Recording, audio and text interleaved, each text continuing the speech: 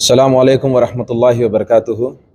अल्हम्दुलिल्लाह, आज Telugu Desam party head office NTR trust Bhavan में माइनॉरिटी मीटिंग मुनक़िद की गई थी, जिसमें अल्हम्दुलिल्लाह काफ़ी कसीर तादाद में लोग डिस्ट्रिक्ट से आकर यहाँ पर शिरकत करे थे। क्योंकि और इस मीटिंग में जो हमारे साथ जो चीफ गेस्ट थे और एक्स MLA और पायलट ब्यूरो मेंबर जनाब बक्कनी नरसिमुल्लाह साहब थे, और हमारे समा भोपाल रेड्डी अन्ना भी, और काफ़ी लोग यहाँ पर माइनॉरिटी के लीडर्स काफ़ी मौजूद हैं। अल्हम्दुलिल्लाह काफ़ी कामयाब तरीन मीटिंग रही है ये। काफ़ी जो है ना, इसमें दूर दूर से शिरकत के लिए लोग आए थे, और ये मीटिंग बुलाने का सबसे अहम मकसद यही था कि आज के पीरियड में तेलुगुदेशम पार्टी आंध्र प्रदेश में बहुत मजबूत और CM बना चुके हैं वहाँ पर चंद्रबाबू नायडू साहब। तो हम चंद्रबाबू नायडू साहब को एक मैसेज ये दे रहे हैं कि साहब, तेलंगाना में भी तेलुगुदेशम पार्टी में माइनॉरिटी तेलंगाना में आज भी आपके साथ है। ये मैसेज देने के लिए आज की माइनॉरिटी की मीटिंग बुलाई गई।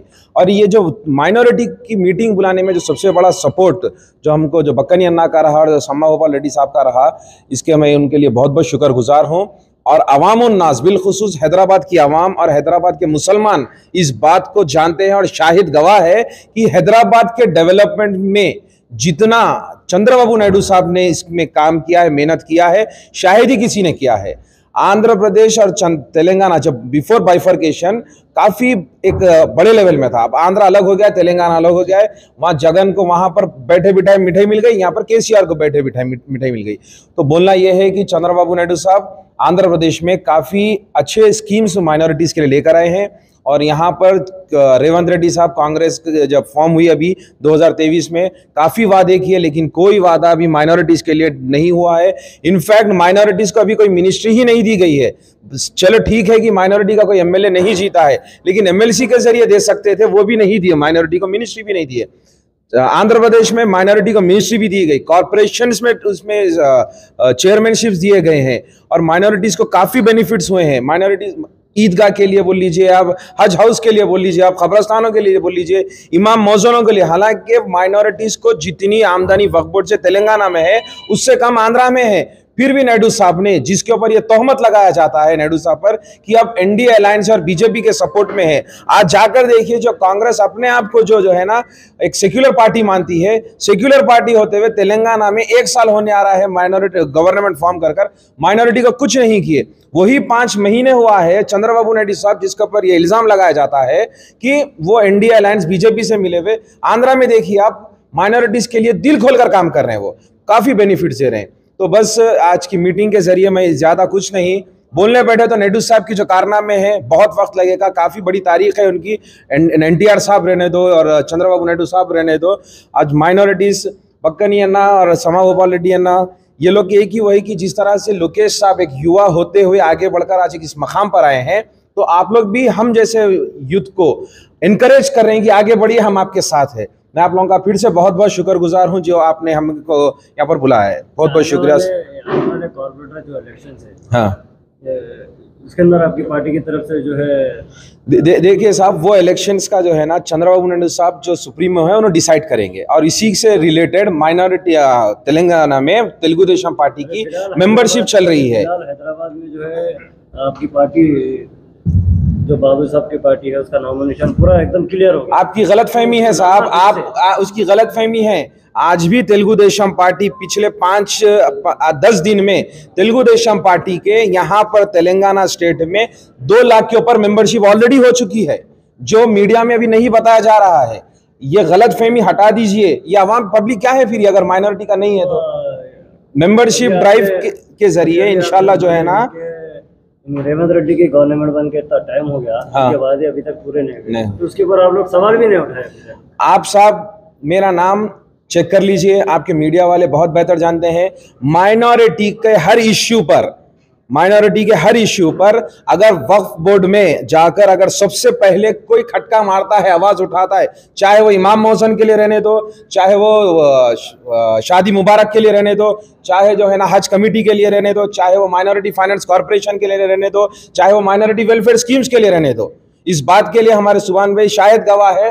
पहला आदमी मैं होता हूं जो वहां पर धरना देता हूं, पहला आदमी मैं होता हूं जो आवाज उठाता हूं, भले वो तेलुगु देशम पार्टी की हैसियत से मैं कारकुन रहने दो, या फिर माइनॉरिटी लीडर की हैसियत से, या फिर तमाम उन माइनॉरिटी भाइयों के लिए जो मैं आगे बढ़कर करता हूं, सबसे पहले मैं होता हूं। मेरे ऊपर केसेस बुक होते हैं, मेरे ऊपर 50 चीजें होती हैं, लेकिन अपनी जिद पे ठहरकर माइनॉरिटी के लिए हर दूसरे तरीके में मैं हमेशा आगे बढ़कर काम करता हूं। నమస్కారం। ఈరోజు యువ నాయకుడు మతిన్ గారు ఈ మైనార్టీలకు అల్పసంఖ్యాక వర్గాలకు సంబంధించిన రాజకీయ వ్యవస్థలో మరి తెలుగుదేశం పార్టీ నుంచి గతంలో జరిగిన అంశాల గురించి మాట్లాడి భవిష్యత్తులో తెలంగాణ నూతనంగా పాత రాజధాని కొత్త పేరు దీంట్లో మరి సభ్యత్వ కార్యక్రమంలో ఉన్నటువంటి సందర్భంగా మరి మైనార్టీలకు మనం గతంలో ఏం చేసినాం ఇప్పుడు ఏం చేసినాం అనే సందర్భంగా పెద్దలు భూపాలరెడ్డి గారు, మైనార్టీ సోదరులందరికీ నమస్కారం। భారతదేశంలో 1947లో స్వాతంత్రం రాగా నిజమైన స్వాతంత్రం హైదరాబాదు నగరంలో అల్లర్లకు ఫుల్ స్టాప్ పెట్టిందే తెలుగుదేశం ఎన్టీఆర్। అదేవిధంగా మైనారిటీల ఓట్లు తీసుకోవడం జరిగింది, కానీ నిజమైన సాంప్రదాయకంగా లేక వాళ్ళకు ఇది మైనార్టీ కార్పొరేషన్ కానీ హజ్ భవన్ కానీ లేదా హజ్కు వెళ్ళడానికి మోడ్ ఆఫ్ కన్వెయన్స్ ఆ యాత్రలో అవసరమైనటువంటి సదుపాయాలు కల్పించింది కేవలం తెలుగుదేశం। అదేవిధంగా మరి వాజ్పేయి గారు ఉండగా మరి ఎన్డీఏలో ఉన్నప్పటికీ కూడా మైనార్టీకి సంబంధించినటువంటి ఒక సైంటిస్ట్కు రాష్ట్రపతిగా అవకాశం ఇప్పించడంలో చంద్రబాబు నాయుడు గారి చొరవ సంపూర్ణంగా ఉన్నది। అదేవిధంగా గతంలో 94 నుంచి మరి 2004 వరకు 9.5 సంవత్సరాల పరిపాలనలో మైనారిటీలకు మరి 3% హౌజెస్ అంటే పక్కా గృహ నిర్మాణ పథకంలో మైనారిటీలకు మనం ఇండ్ల నిర్మాణంలో అవకాశం ఇచ్చినాం। అదేవిధంగా మైనారిటీ కార్పొరేషన్లో మరి అనేక సదుపాయాలు అంటే మహిళా సాధికారితలో అందులో 5 లక్షల మహిళా సంఘాలలో మహిళలకు కూడా రోషిని, అదేవిధంగా దీపం పథకం ఇవన్నీ కూడా మనం కల్పించినాం। లాల్ జానపాష కానీ ఇంకా ఒకటి గుంటూరు వైపు, ఇంకొకటి అనంతపూర్ వైపు 2 రాజ్యసభ సభ్యులకు ఇవ్వడం। మరి అంతేకాకుండా ఎన్టీఆర్ సినిమాలోనే చెప్పిండు, స్నేహమేరా జీవితం స్నేహమేరా శాశ్వతం అంటే షేర్ ఖాన్ మరి సత్యనారాయణ పాత్రలో మైనార్టీలకు నీడగా అంటే ఎప్పుడు కూడా ఇండియాలో కానీ ఇక్కడ కానీ నిజంగా హిందూ ముస్లింలు సోదరభావంతో ఉండడానికి పోలీసులకు సంపూర్ణ అంటే శక్తివంతమైన ఆర్డర్ ఇచ్చి హైదరాబాదులో అర్ధరాత్రి కూడా హిందూ ముస్లింలు తిరగడానికి నిజమైన స్వాతంత్రం ఇచ్చిందే తెలుగుదేశం। కాబట్టి భవిష్యత్తులో తప్పకుండా మరి నవ్యాంధ్రప్రదేశ్లో పోయిన తర్వాత చంద్రబాబు నాయుడు గారు ఇక్కడ తయారు చేసి కేసీఆర్కి ఇచ్చిండు, అక్కడ తయారు చేసి జగన్కి ఇచ్చిండు, ఈయన మునమోపులు చేసిండు, కాంగ్రెస్ వాళ్ళు వచ్చారు, ఆయన జగన్ ఆయనతో నాశనం చేసిండు। ఆ నాశనం చేసిన సందర్భంగా ప్రజలు భగవంతుడు మళ్ళా ఆయనకు ముఖ్యమంత్రిగా అవకాశం ఇచ్చాడు। అందువల్ల నేనేమంటున్నానంటే ఇది చంద్రబాబు నాయుడు గారు ఎంత సమతాభావం అంటే గతంలో కాకతీయ రాజులు పాలించిన సందర్భంగా తర్వాత మరి తిరుపతి వరకు కూడా అంటే నార్త్ ఆర్కాడ్ జిల్లా వరకు హైదరాబాద్ నుంచి సమైక్య ఆంధ్రను పరిపాలించిన దాంట్లో మరి కులు కుతుబ్ షా వంశం ఉన్నది, దాంట్లో తానీషా ప్రథముడు।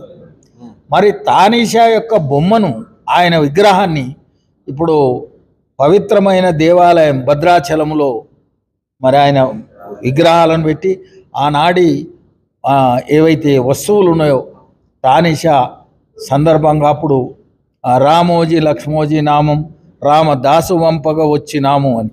మనం కేవలం నిజాం కాడికే మాట్లాడి అప్పుడు జరిగిన అంశాలు మాట్లాడతాం.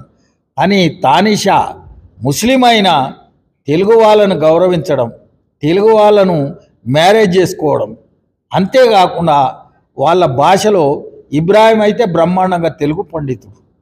అందువల్ల మరి జాతి మతములు సున్నా నిహము సున్నా, ఆత్మ కాలేదు స్త్రీ పురుషాది భేద. అందుకు స్త్రీ అని పురుషుని ఏ విధంగా భేదం లేదు, హిందువు లేదు ముస్లిము లేదు, భగవంతుడు ఒక్కడే. మనం అందరం కూడా మానవ సేవయే మాధవ సేవకు అంకితమై ఉండాలి. రాజకీయ నాయకులు కూడా సంపాదించుకునే దానికి ప్రయత్నం చేయకూడదు, ఇతరులు బీదలు సంపాదించుకోవడానికి ప్రయత్నం రూపకల్పన చేయాలి. చంద్రబాబు నాయుడు గారు, భూపాలరెడ్డి గారు చెప్పిన 2020 విజన్లో ప్రజల దగ్గరికే పరిపాలన సెక్రటేరియట్ ఊరికి తీసుకుపోయాడు.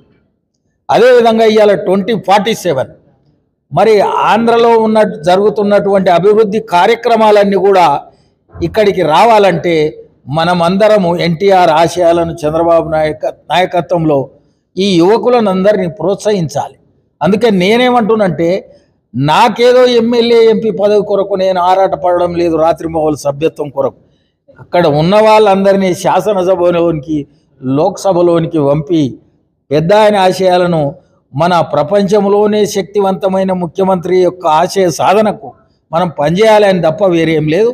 అందుకే నేనేమంటున్నంటే, హిందువుగా లేదు, ముస్లిం లేదు, జైన్ లేదు, క్రైస్తవు లేదు. అంటే these are different ways to reach the goal of god. భగవంతుడు ఒక్కడే. ఇవన్నీ డిఫరెంట్ దారులు, గమ్యం మాత్రం ఒకటే ఉంటుంది. కాబట్టి తెలుగుదేశం పార్టీ రేపు రాబోయే గ్రామ కమిటీలు, మండల కమిటీలు, పార్లమెంట్ కమిటీలు అయిన తర్వాత మైనారిటీలకు కూడా తప్పకుండా అన్ని కమిటీలలో హృదయపూర్వకంగా వాళ్ళకు అవకాశం ఇచ్చి హైదరాబాదులో బ్రహ్మాండంగా మళ్ళీ పూర్వవైభవం తీసుకొచ్చి ఇక్కడ తెలుగుదేశం ప్రభుత్వం ఏర్పడే విధంగా చేయడంలో మీరందరూ కూడా యజ్ఞంలో భాగస్వామ్యం